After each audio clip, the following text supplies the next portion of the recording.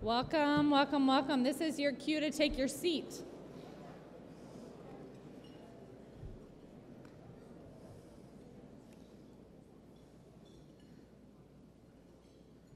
Well, aren't you a well-behaved crowd? Thank you. This industry is a little more rowdy, so I thought that might take 10 minutes. We have a few seats left.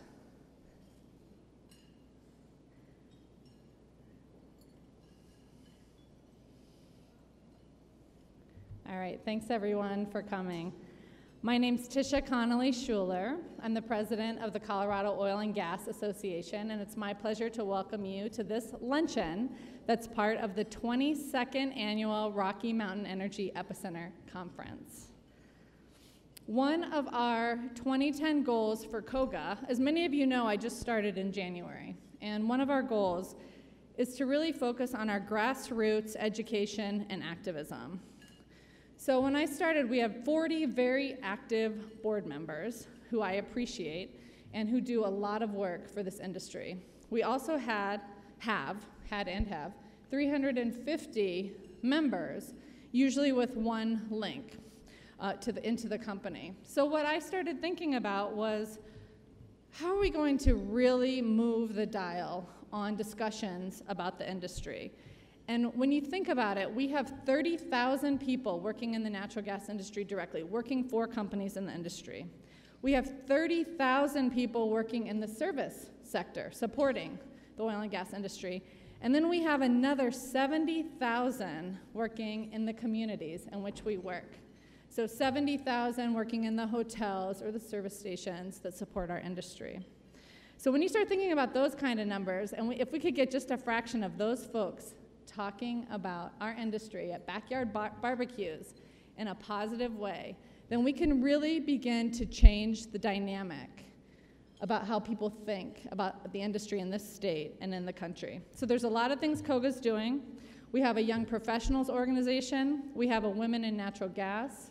We've started a natural gas industry ambassadors series to help people in the industry talk about what we do in backyard barbecues and gatherings in your community. One company I would like to commend is Halliburton, who approached COGA earlier in the year to do some grassroots education events with us, and we pulled those off successfully, and they were great. And so it's my pleasure now to introduce a member of Halliburton, Randy Yeager, a longtime industry professional and a longtime Colorado resident.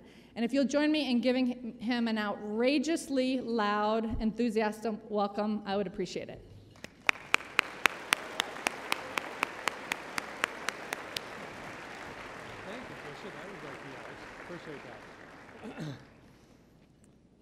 Well, thank you, Tisha, for those kind comments. I am a longtime Colorado native. Good morning, everyone, and welcome, especially our distinguished gubernatorial candidates who took time from their busy schedules to visit with us today. I'd like to thank COGA and their efforts to organize this energy conference and today's gubernatorial candidate discussion. Founded in 1984, COGA fosters responsible development, production, and use of Colorado oil and gas, primarily through public relations and involvement in legislative and regulatory efforts. As an alpine sponsor of this COGA event, Halliburton has been an active supporter of COGA for the past 15 years. During the 2008 revision of Colorado rules that govern our industry, Halliburton provided significant funds and resources to help ensure new legislation would provide environmentally sound and economically fair development of oil and gas resources in our beautiful state of Colorado. In cooperation with COGA, Halliburton provided educational presentations, written and verbal testimonies, comments, and suggestions on the proposed rules to the COGC and other involved parties.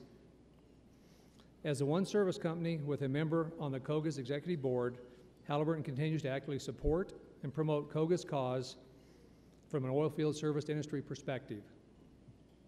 We strongly believe in a fair balance between our industry, environment, and the community. The thousands of industry employees in Colorado, of which over 1,000 are employed by Halliburton, appreciate COGA and all their efforts that are vital to our industry. Finally, as a lifelong Colorado native resident, an active farming landowner, I support COGA's efforts to balance the state's need to develop our abundant natural resources while protecting landowner and public land rights. In fact, my farm is an example of a farming operation coexisting with oil and gas development. I've had a well there since 1984, but I need bigger royalty checks is the only issue that I have right now with the oil and gas industry. That concludes my closing remarks. I think Tisha would like everyone now to go ahead and enjoy lunch, and in about 25 minutes we'll start back up. Thank you.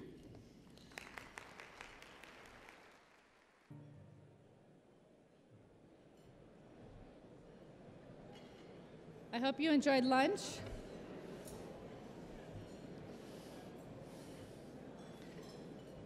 Nothing like a good convention lunch before a little entertainment.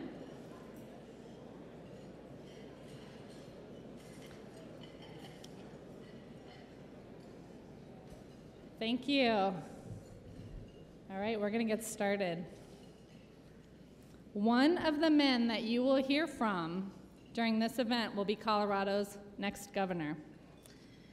It is imperative to the energy and economic future of this state that the governor understand and care about, one, the interplay between our country's energy consumption and energy production. There are no good guys and bad guys here. There are people that produce energy and there are people that consume energy. Second, the economic realities of attracting, creating, and keeping jobs in Colorado. And third, the importance and realities of environmental stewardship. Every form of energy has environmental consequences, and it's incumbent upon all of us to manage those well. And so this forum is an opportunity for you to hear from the candidates, and it's also been an opportunity for us to get to know them and for them to learn about our industry. I am happy to report to all of you here that Colorado's next governor, whoever he may be, has reached out to us and has made an effort to learn about our industry. And that's good news, not just for us, but that's good news for Colorado. Gentlemen, we are grateful for your time and effort in preparing for this event and coming. Thank you to our candidates. And soon you will all hear from them yourselves. And so, I am going to introduce our host, Adam Schrager. Many of you have probably seen Adam, who covers politics for KUSA TV, the NBC affiliate here in Denver. Over the last 15 years, he's won numerous broadcast journalism awards and more than a dozen Emmy Awards. You can read his bio in the program book, and I encourage you to do so. And for those of you who were with us this morning, you know that I do enjoy straying from the bio a bit, so there's something I want to tell you about Adam that you probably don't know. And that is that Adam is the youngest of 4 children. He has 3 older sisters. And you know what that means. That's 3 sisters going ahead of you in school, in high school, getting compared to them. So Adam decided that he needed to make his mark and exceed their accomplishments. So he tried everything. He tried science, he tried math, he tried ballet. Seriously? Oh no, I must have read about that on a blog somewhere. In any case, Adam decided that there was no besting these sisters of his, so he embarked on something completely original, obviously that no one in their right mind or in his family would ever do, and that was he took a journalism class, and a star was born. He is now the author of 2 books, The Principled Politician, The Ralph Carr Story, and The Blueprint, How the Democrats Won Colorado and Why Republicans Everywhere Should Care.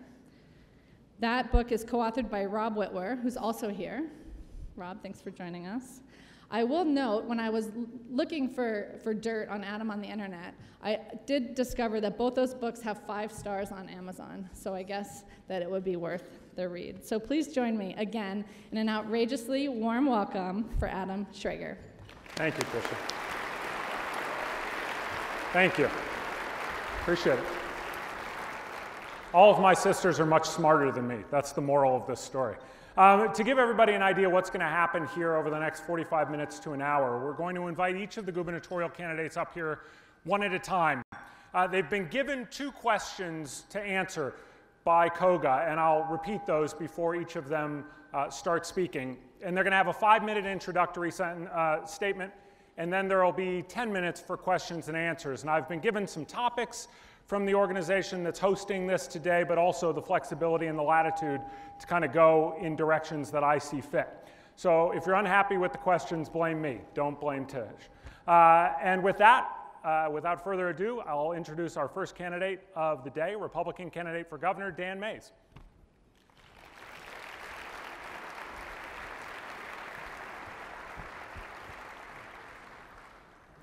We get to sit in the, well, if you'd like to open up there, yeah. Is that okay? Why don't we have you do that? And the two questions that were asked of each of the candidates, and they all are aware of this, what are the top 1 or 2 issues for the oil and gas industry that your administration will focus on if you're elected? And if elected, what will you do to incentivize the oil and gas industry, as well as other industries, to do business in Colorado? Mr. Mays? Thank you, Adam, and thank you, everybody, for having me here today. One of the reasons that I made top at the State Assembly on the Republican ticket is that the conservatives are ready to get back into the energy industry in the state of Colorado. They are eager to get natural gas out of the ground. They are eager to get oil out of the ground. I've got 25 years of business development experience, small business, medium business, but one thing I know is this state has been losing hundreds of millions of dollars of tax revenue, especially severance tax revenue, over the last several years. My goal in business is not only to shrink the size of government, but to drive top-end revenue from any sources we can drive it from in the state. And in my opinion, if you want to talk economy in Colorado, the economy must equal energy. We get everything out of the ground that we can get and drive as much tax revenue into this state as possible. That is my goal. You know, this industry isn't something we just read about. My brother-in-law runs a small natural gas and oil company down on 17th Street. This is family to us. Now, I don't benefit from his riches, but he is a great, successful natural gas